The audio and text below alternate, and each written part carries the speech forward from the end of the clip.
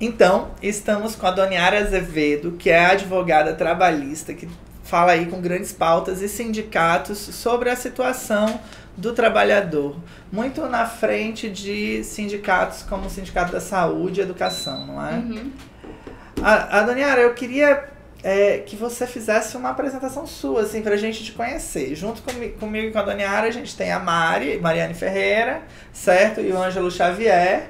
Mari é ecóloga, professora, empreendedora. E o Ângelo, que está começando aí no mercado de trabalho, né, Ângelo? Tem um monte de dúvida. A gente fez uma seleção aqui de perguntas para te colocar em xeque-mate. Me conta um pouquinho de você. Então, eu sou piauiense, né? Só que eu moro em Natal desde o final de 2012. Sou advogada há 10 anos. E desde que eu me formei, eu atuo mais com os trabalhadores, com os sindicatos e com movimentos sociais. Massa. Você, então, participa diretamente da vivência com o trabalhador. Inclusive, no bloco anterior, você deu vários exemplos do que você vivenciou nessas diferentes crises de governo do estado que você atua, que é aqui o Rio Grande do Norte. Mas eu queria saber, você tem uma pista pra gente da origem do Dia do Trabalho? Tem, então vamos lá tentar contar essa historinha, né? No final do século XX, na segunda metade especialmente, se cresceu muito as indústrias e várias pessoas, inclusive crianças, saíram da zona rural e foram trabalhar nas fábricas. E o trabalho era 16, 14 horas de trabalho. Não tinha nenhuma discussão sobre saúde do trabalhador e os salários baixíssimos, né? Chegou a um ponto que as pessoas começaram a se olhar e dizer, não, a gente precisa fazer alguma coisa para não trabalhar de 16 horas, ter um salário melhor.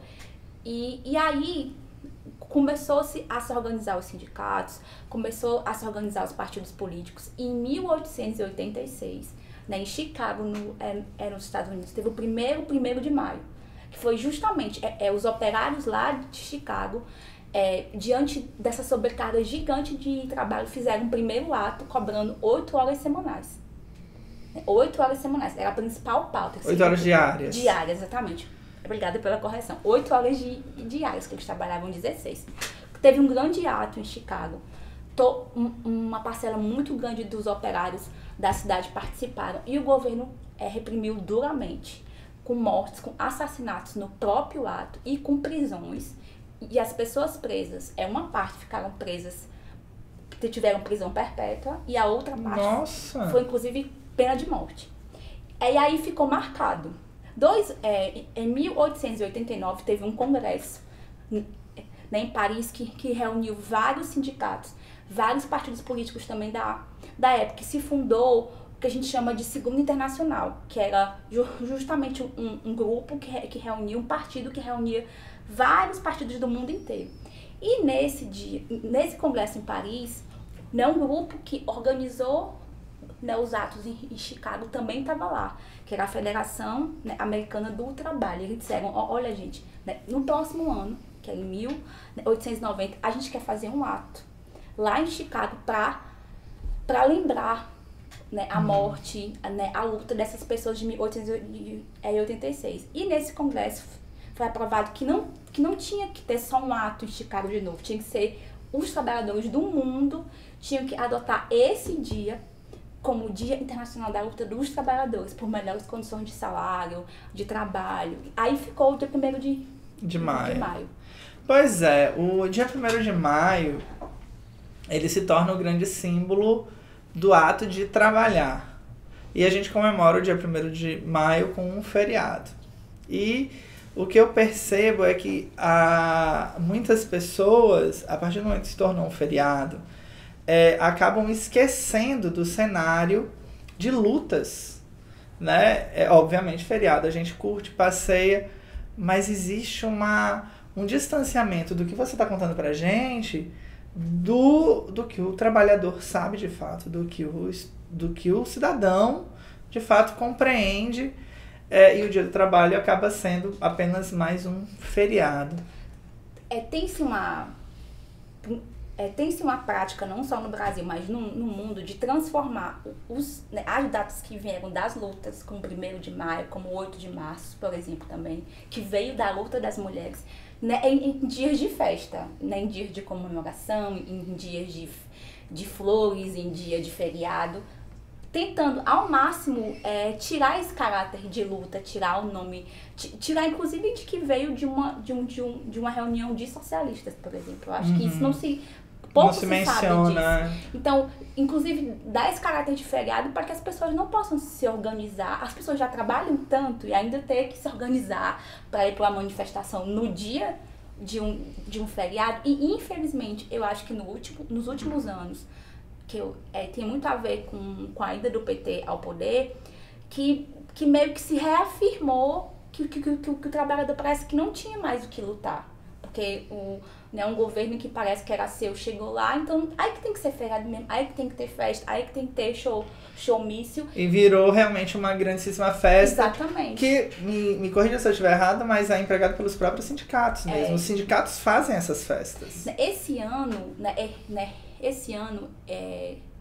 acredito que porque tem esse ataque gigante da reforma da Previdência, desde muito tempo vai ser o primeiro ano que está se tentando resgatar esse caráter de luta. Inclusive, em lugares como São Paulo, que sempre tem a festa, vai ter ato político também.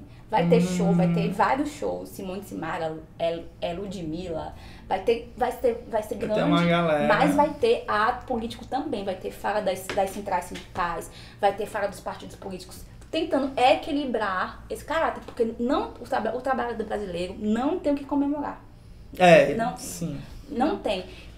E no nosso estado, né, vai ter também um ato aqui na Praça das Flores, aqui em Natal. Então, né, a gente precisa resgatar esse caráter do 1º de maio, como foi lá em Chicago, de luta, porque nós não temos o que comemorar, infelizmente. A gente tem uma concepção de trabalho, e eu não sei vocês, mas trabalho me remete a uma coisa cansativa, chata, de sofrimento. E quando eu converso com qualquer tipo de pessoa, inclusive quando eu falo para os meus alunos, gente, vamos fazer um trabalho. Ah, meu Deus, um trabalho, professor. É um sofrimento. O que é o trabalho para vocês todos, assim? E como é que a gente pode entender... Porque todos temos que trabalhar. Na sociedade em que a gente vive, se você escolher não trabalhar, lascou-se, né? Mas é questão de ponto de vista. Porque meu pai sempre falou, tipo, procure trabalhar com o que você gosta, que você nunca vai trabalhar na vida. De certa forma, ele está certo, porque quando você está ali se divertindo no trabalho, você não sente que você está trabalhando, você está ali aproveitando. Então, é isso. Mas nem todo mundo pode fazer isso. Por exemplo, você é advogado, você não tem como se divertir. Talvez numa audiência você não tem como estar lá descontraído. Você vai ter que entrar num personagem. Então, vai ter momentos que você não... vai passar por coisas que você não gostaria e acaba tendo esse desgaste maior. Mas... Ser advogado é um tédio? Tem uma frase que diz que o trabalho dignifica o homem, né?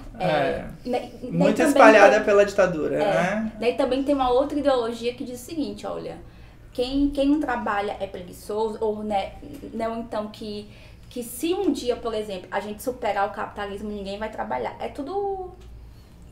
folclore. Tudo folclore, tudo fake news, como muito a gente parecido fala com a agora, ideia né? dos índios, lembra? Porque os índios eram preguiçosos, os índios...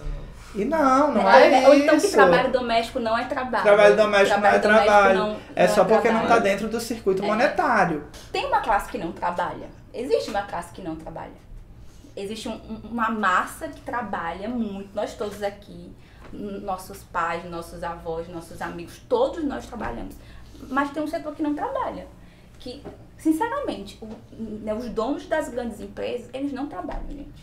Eles vivem do suor, da labuta de quem trabalha. Então, pra eles não é muito bom as coisas como elas estão. Quando você fala o dono das grandes empresas, você se refere a donos de empresas multinacionais que estão dentro das empresas ou os donos de grandes fortunas? Porque às vezes se coincidem, né? Às vezes se Isso. coincidem. Muitas Então, vezes. muitas vezes no nosso país, né, 1% da população, né, concentra né, a riqueza quase toda do nosso país. Aí se você for ver, são os grandes empresários, são e os grandes banqueiros também. Os grandes rurais. Sim. Os grandes ruralistas, os fazendeiros. Inclusive, essa parte de trabalho também me gera um pensamento. Porque eu trabalho em casa, né? Eu faço parte do blog. E enquanto eu tô lá ajeitando as coisas, eu fico escutando alguns podcasts, escutando alguns vídeos. E eu gosto muito de vídeos de piada, de humor, de humorista. Então, de vez em quando, eu me pego rindo da piada aqui, trabalhando. Um dia desses eu tava na sala, porque eu tava cuidando da minha avó, que tava gripada. Aí ela olhou assim pra mim: você tá trabalhando? Eu disse: estou, vó. Por que você tá rindo? Eu disse: posso não? As pessoas antigamente tinham essa... trabalhar um negócio sério, você tem que estar sério, você não pode se descontrair. E hoje em dia, como existem várias formas de trabalho, às vezes a frase fica meio errada por causa disso. Tipo, tem vezes que tem muita gente que trabalha em empresa, tem empresário que trabalha lendo e-mail e ligando para as pessoas. Mas se você vê assim a olho nu, ele tá tipo, sentado numa mesa para uma pessoa que trabalha levantando parede, aquilo não é trabalho. Às vezes você vai... Percepções do que é trabalho. Depende da percepção, depende da classe, depende da realidade da pessoa. Tipo, na área acadêmica, por exemplo, a gente que faz mestrado, faz doutorado, muitas vezes não é encarado como um trabalho. Tanto pelos alunos, quanto pelo seu contexto social.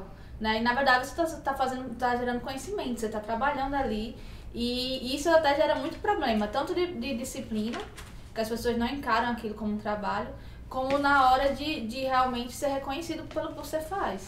Porque por mais que você não tenha um vínculo de trabalho quando você faz um mestrado e um doutorado, você tem aquela rotina, você tem um compromisso de entrega e você passa horas e horas do seu dia se dedicando àquilo. Né? Então, muitas vezes na área acadêmica as pessoas não reconhecem que aqui também é trabalho, você tá lá, ou quando você trabalha em casa, no computador, como você falou, isso não é trabalho.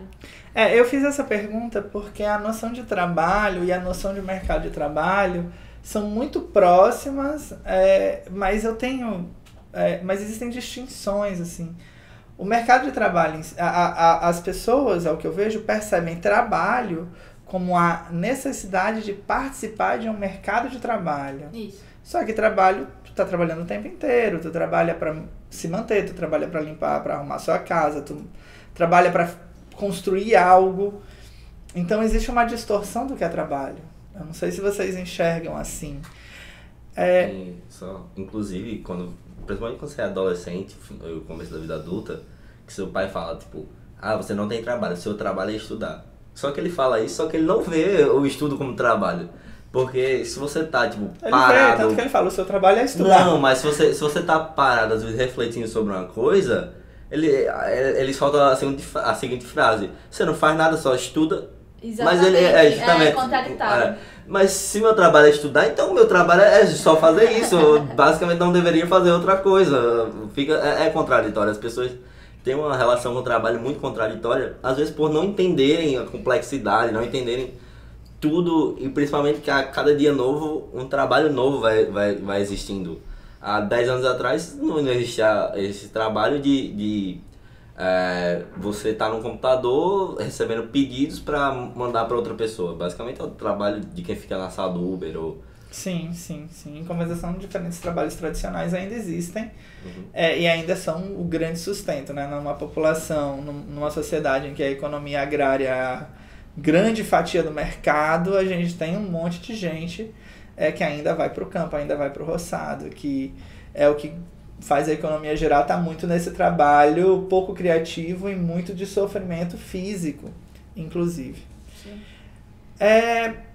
A Daniara, uma grande parcela das pessoas, quando a gente fez a enquete, falou que ia fazer o vídeo, questionou a reforma trabalhista. A reforma trabalhista em si gerou uma grande mudança no mercado e na maneira como as pessoas convivem nesse mercado de trabalho. O que é a reforma trabalhista e o que de fato mudou com a reforma trabalhista? Então, a reforma trabalhista, ela surge com esse discurso de que o nosso país estava, os empresários do nosso país estavam afundados em obrigações e que isso implicava em demissões, implicava em desemprego e era preciso se modificar a lei para se garantir novos empregos. Só que é um discurso muito falacioso, pelo que a gente já debateu anteriormente. O desemprego vem só aumentando desde a reforma para cá. E o que ela de verdade foi uma flexibilização dos direitos, foi um dos grandes ataques que a classe trabalhadora brasileira sofreu no último período, né? O que mudou, né? Primeiro é a regra geral, que é o negociado estar acima do legislado. Antes da reforma, a CLT era como se fosse a constituição do trabalhador. Então, o empregador não podia fazer nada a menos do que estava previsto na CLT. Não se podia negociar direitos, não se podia parcelar direitos, não se podia fazer um acordo coletivo de trabalho que retirasse de direitos. Agora pode. Porque o que vale é o que é negociado entre você e o seu patrão. Então, essa é a principal mudança que abre brecha para várias outras coisas. Outra coisa que mudou também é o contrato intermitente. O que é isso? Antes da reforma, como é que eram os contratos de trabalho, basicamente? Como é que eu consegui um emprego pela CLT?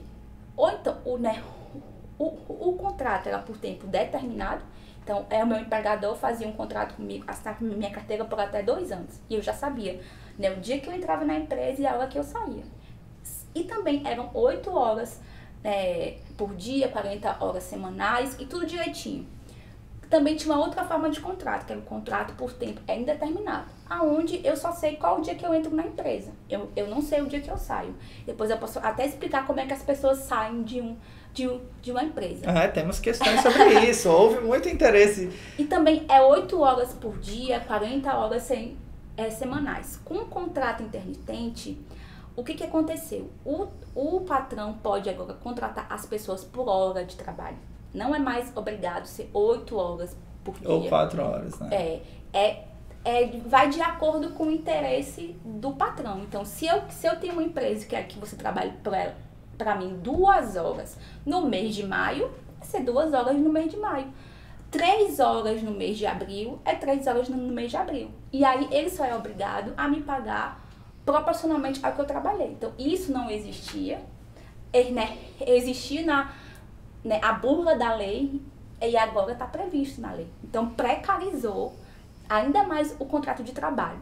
Uma outra mudança que tem é que as férias podem ser parceladas em até 3 vezes agora. Então, você pode o mínimo é 14 dias para o primeiro parcelamento, mas você pode parcelar as suas férias durante o ano. O intervalo para o almoço caiu de 1 para meia hora. Agora também pode ter 12 horas por dia de trabalho. Lembrem de Chicago, as pessoas estavam lutando para diminuir de 16 para 8. A gente aumentou para 12, agora está muito perto de 16. Está muito perto de voltar, né, ao que era na época do 1º de maio. E se pensar que quando rolou o 1º de maio, já faz tanto tempo, né?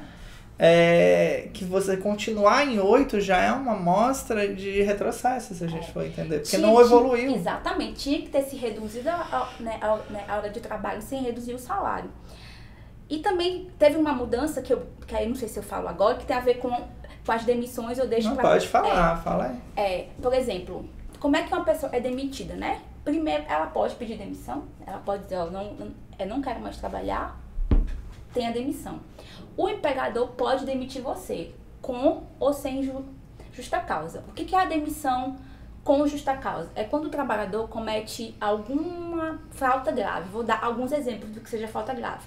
Por exemplo, ele cometeu um ato de improbidade, ele furtou um objeto na empresa, ele roubou um objeto na empresa, né? Um outro ato de falta grave, ele faltar por mais de 30 dias, né? Um outro ato de falta grave, ele se embriagar no momento do serviço, ele agredir um cliente. Tem uma série, a CLT, acho que é o artigo 482, traz uma série de coisas que implicam como falta grave. O trabalhador só pode ser demitido com justa causa se ele fizer, né, cometer alguma dessas faltas graves. E com isso ele perde direitos, que eu posso até falar também depois. E também tem aquele caso que o trabalhador não quer mais que você trabalhe com ele, né? Por algum motivo, ele demite você sem justa causa. A partir de amanhã você não vem mais trabalhar aqui. Então, era basicamente essas únicas formas. Você querendo, ou o trabalhador, ou o patrão querendo. E eles inventaram agora um negócio chamado demissão consensual. Ai, mas parece um negócio tão bom, né? O trabalhador... Consenso é uma palavra maravilhosa, adoro consenso. O trabalhador e o patrão vão chegar numa mesa e vão sentar e vão acordar como é que vai... Vão acertar essa demissão. Por que isso é tão perigoso?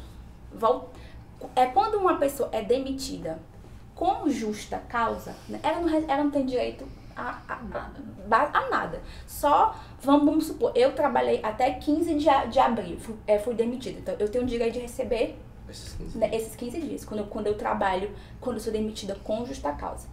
Quando eu sou demitida sem justa causa, aí tem uma série de direitos. Por exemplo, o 13º proporcional, férias proporcionais, aviso prévio de 30 dias, tem uma multa do FGTS de 40%. Quando a pessoa é demitida, ela pode sacar esse FGTS. Com a demissão consensual, muda um pouco. Com a demissão consensual, né, o aviso prévio cai para 15 dias, né, a multa do FGTS cai para 20% e aí eu só posso sacar 80% do FGTS.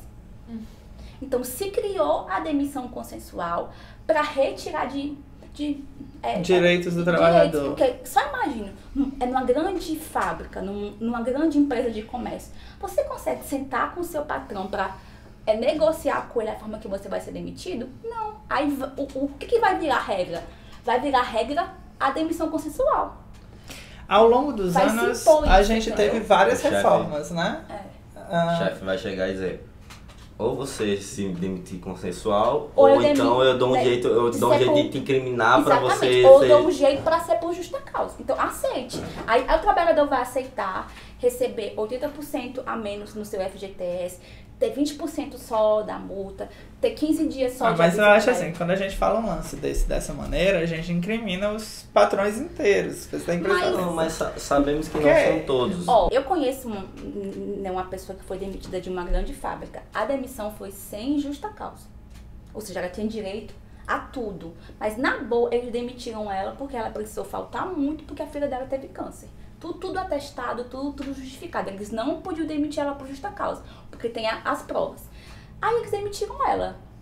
Eles iam chamar ela para conversar e dizer, fulana, vamos negociar? Aceite essa demissão de forma consensual, porque é melhor para... Aí, a relação patrão e trabalhador, ela não é igual. Ela é desequilibrada. Ela tem um desequilíbrio gigante.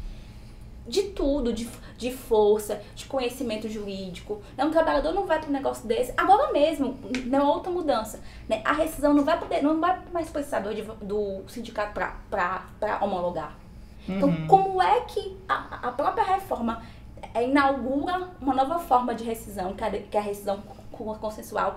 Instrumento que luta pelos trabalhadores não vai estar na homologação. Concordo. Entendeu? Então, houve um grande ataque aos sindicatos. Está havendo esse ataque. Então, foi tudo construído para dar uma ideia de que o trabalhador ia ter mais voz, porque ele vai negociar, porque ele vai organizar, porque ele vai poder sentar na mesa com o patrão para ele decidir se ele quer ter férias em 3 dias, se ele quer como é que ele quer ser demitido. Mas na prática, o que acontece é a imposição da vontade do patrão sobre a vontade do trabalhador.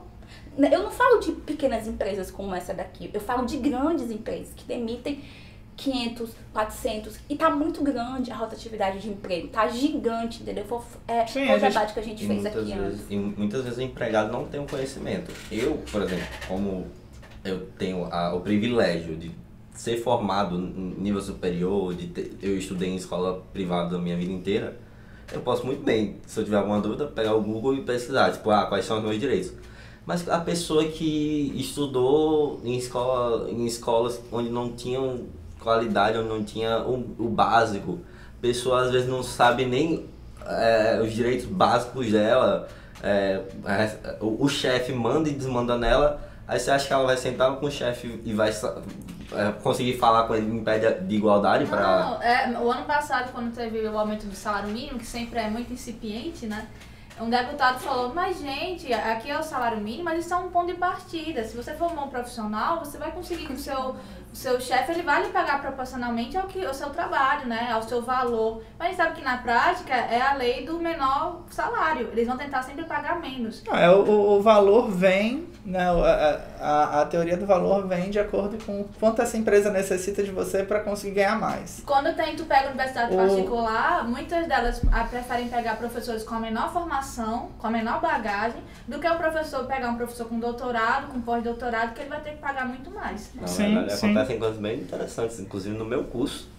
Faltando uma semana para acabar o curso, o professor, faltando uma semana para receber os trabalhos, para ele dar as notas, foi demitido. Porque ele era o professor que criou o curso, ele tinha doutorado, era um dos professores mais Era um profissional muito caro, né? Era muito caro. Cortaram ele. E o que acontece? Você acaba prejudicando a formação dos seus alunos, prejudicando a qualidade do seu produto para pagar menos. Eu não acho feliz, acho que essa é a palavra, quando a gente implica no empregador como se fosse uma resposta fácil, assim, é porque o empregador vai te colocar ou ele te incrimina, entende? Só foi esse ponto, ou ele te incrimina, ou você aceita o acordo dele. Eu não consigo acreditar que seja assim. É assim, você que é do mercado, é assim tão fácil? Vou dar um exemplo. A gente tem várias empresas terceirizadas que fazem limpeza, que fazem, inclusive em repartições públicas. Né? Não tenho dados científicos aqui. Né? Eu acho que até é uma pesquisa que eu preciso fazer. Mas se você for olhar todos os anos, tem uma demissão muito grande. Principalmente em ano eleitoral. Uma rotatividade funcional. Coincidentemente em ano eleitoral, né? Porque essas empresas estão muito ligadas também, né, a políticos, a dar cargos por causa de voto. É uma coisa absurda. Isso aí a gente sabe que é verdade. Então, com essa flexibilização aqui toda, né, as pessoas vão se sujeitar a todo tipo de trabalho, a de qualquer forma. E esses patrões, mesmo que de empresas de médio porte, eles terminam lucrando com esse sacrifício aqui. Porque se eu posso parcelar as minhas férias, se o meu horário de almoço, que era de 1 hora, ficou para meia, se o tempo que eu me desloco do meu trabalho não vai mais contar como tempo de serviço, se meu empregado, né, ele não é mais obrigado a me pagar 40% da multa do FGTS, esse dinheiro tá indo pra onde? Tá indo pros bolsos deles, porque não aumenta o meu salário. Porque se tivesse um equilíbrio, não, olha, gente, nós vamos aumentar os salários, a gente vai retirar direitos aqui para aumentar. Não existe. Não existe isso, verdade. A proposta do Temer era justamente que isso aconteceria naturalmente. Mas não vai acontecer. Não vai, concordo. Porque não é chavão, mas infelizmente as pessoas, existem duas classes, querendo ou não, e quem tem muito dinheiro, quem detém os meios de produção, não quer abrir mão do seu conforto, entendeu? Então quer cada vez mais achar uma forma de que tenha mais lucro, viva melhor, consiga... Então, eu tô aqui, tá com a capinha, eu tô com a carteira de trabalho. Não é a minha carteira de trabalho, é a carteira de trabalho do Will, que tá ali. E agora vai ter uma carteira de trabalho verde e amarela. Essa carteira de trabalho aí, qual que é a diferença dessa? Então, essa é uma pergunta, gente, muito interessante, que eu queria que Bolsonaro e que Paulo Guedes respondessem. Por quê? No plano de governo do Bolsonaro tá isso.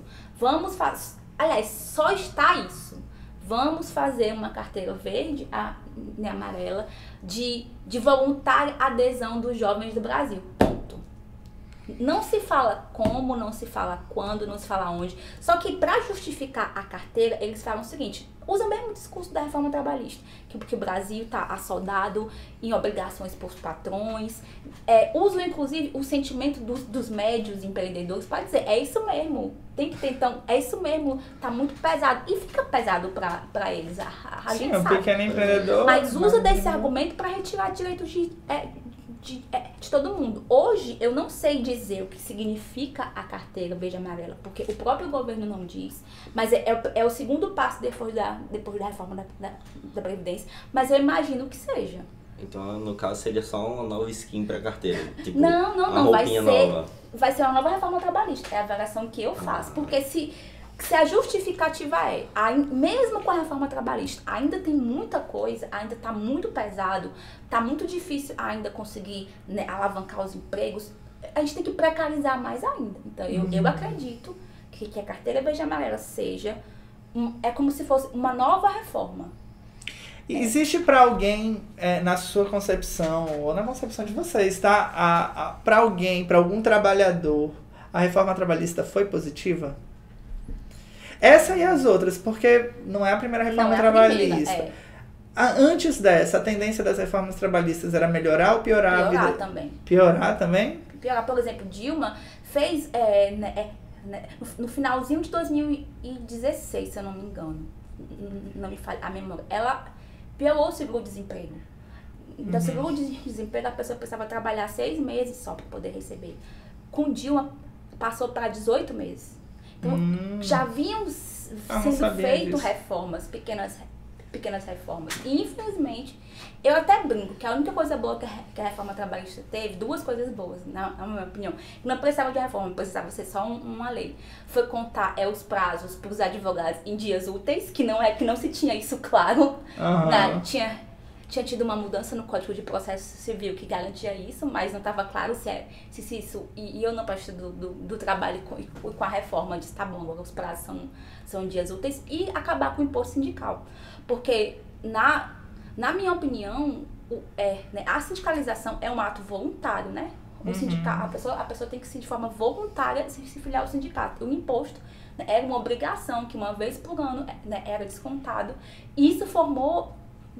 alguns sindicatos que nem lutavam mais, viviam só. Sim, que estavam ali Então, muitos dos sindicatos patronais não também, precisava não precisava de uma reforma para poder fazer isso. Precisava de uma reforma para melhorar os direitos, não para piorar, né? Então, Daniara, eu queria que você me explicasse, falasse pra gente, assim, por uma curiosidade que vem de quem perguntou. Houve muita gente fazendo esse tipo de questão. O que faz um funcionário, um empregado e a justiça? Quais são as principais causas que levam a esse conflito funcionário-patrão? Então, os trabalhadores têm alguns direitos que são básicos, né? Como férias, 13º, e todas as vezes receber o seu salário em dia, por exemplo. Quando ele for demitido sem justa causa, ele tem direito a receber 40% da multa do FGTS. Tem também o aviso prévio e, por vezes, quando ele é demitido sem justa causa, esses direitos não são garantidos no momento da rescisão. Então, tem muitos processos judiciais que giram em torno disso. Tem também muitos casos de assédio moral nas empresas em que os trabalhadores entram com ações para poder conseguir a indenização por danos morais, conseguir também até a própria reintegração, que é a volta para o emprego diante de uma demissão que foi apontada como justa causa, na realidade não foi. Então, ele entra com a ação pedindo a sua reintegração. Tem também ações que têm a ver com acidente de trabalho, para ser reconhecido que aquele adoecimento que a pessoa teve tem a ver com o ambiente de trabalho, se cobra também indenização, se cobra reintegração. Isso para os servidores seletistas, né? E como eu advogo também para servidores públicos, né, eu também tenho alguma experiência nisso. Né? Os servidores públicos também acionam a justiça. Pelo quê? Né? Eles não têm uma CLT, mas os servidores públicos têm um regime jurídico único, que é uma lei que rege todos os servidores, e cada categoria deve ter o seu plano de cargos. Cargos, carreiras e salários. Por muitas vezes, os municípios, o Estado, não cumpre as regras que estão nesse plano. Vou dar só um exemplo, para poder não ficar muito extenso. Os servidores públicos têm uma coisa chamada de progressão funcional. Né? Então, de 2 em 2 anos, alguns planos são de 3 em 3 anos também, eles são submetidos a uma avaliação de desempenho. E se eles atingem os critérios que existem na legislação, eles ascendem na carreira, eles sobem de nível e aí recebem um aumento de 3%. vários entes, governos, municípios, estados não cumprem essa lei. Então, a gente entra com várias ações discutindo isso. Também tem assédio moral no âmbito do serviço público. Tem, por exemplo, categorias que deveriam receber 40% de insalubridade. E não recebem, E só recebem 20%. Os professores têm a lei do piso, que muitos municípios também não querem cumprir exatamente a lei do piso. Aí você entra com vários processos para poder discutir isso também. Então, é basicamente... A gente passou por uma reforma trabalhista e há um esvaziamento aí. A gente teve, né, 30%, 40% dos processos reduzidos no último ano. Hoje em dia, a justiça trabalhista mudou muito depois da reforma?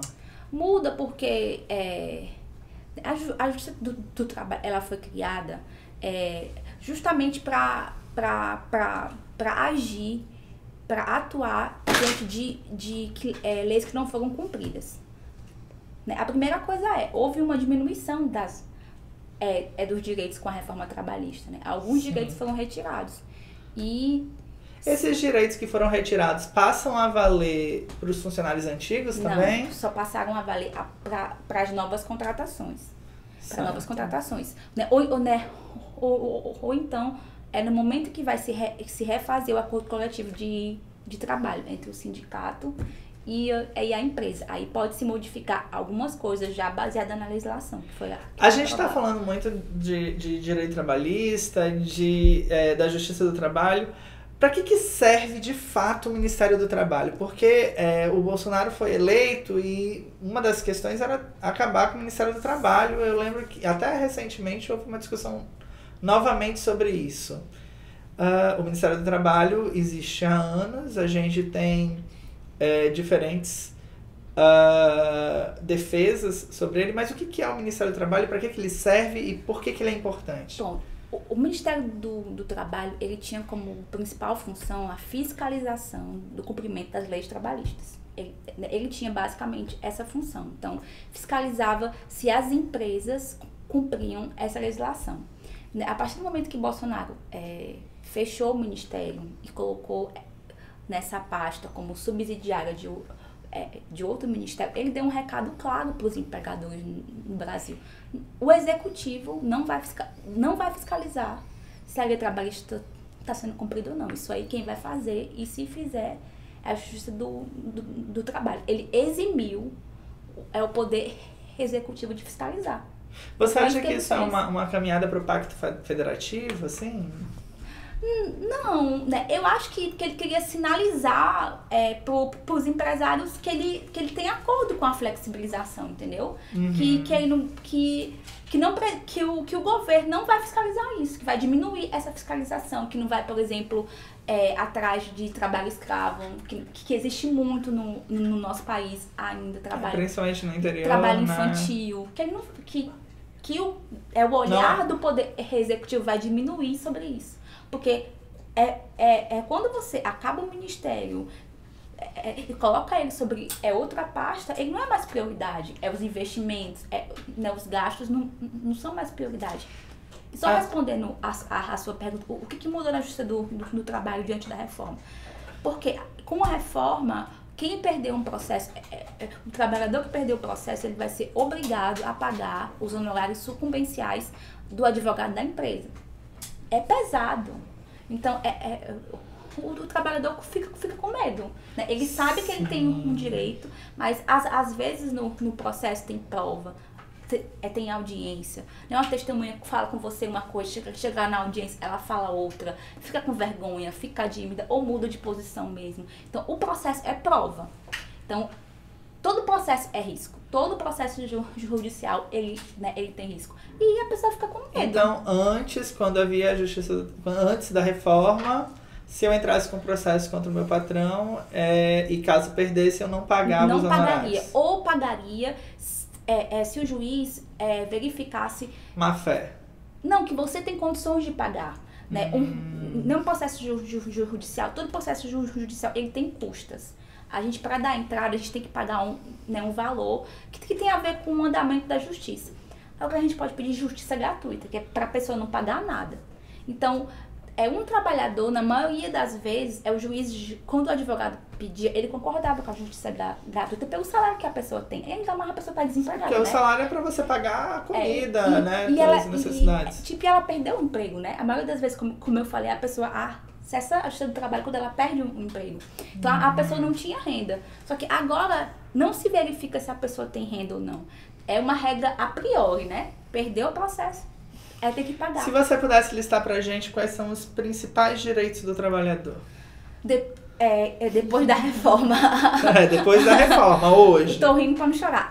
Hoje. É isso. As férias, que agora podem ser parceladas, né, em 3 vezes. O 13º que continua. Né, você tem o direito de você trabalhar, você receber o seu salário. Você tem um descanso semanal remunerado. Tem o aviso prévio que pode ser indenizado ou trabalhado.